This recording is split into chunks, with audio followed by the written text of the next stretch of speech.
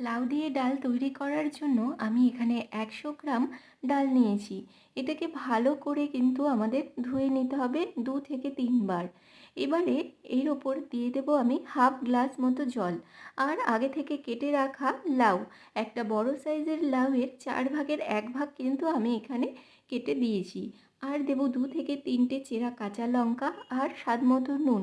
এবারে প্রেসার কুকারের ঢাকনা বন্ধ করে ২টো সিটি দিয়ে নিতে হবে। ঠান্ডা হয়ে গেলে প্রেসার কুকারটা খুলে ওর মধ্যে হলুদ গুঁড়ো আর ১ গ্লাস জল দিতে হবে।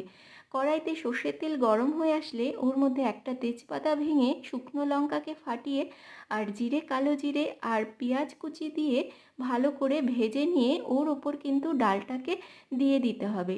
হাই ফ্লেমে ডালটা ফুটে উঠলে ২ মিনিট পর ধনেপাতা ছড়িয়ে এটাকে নামিয়ে নিলেই কিন্তু তৈরি লাউ দিয়ে মুসুর ডাল।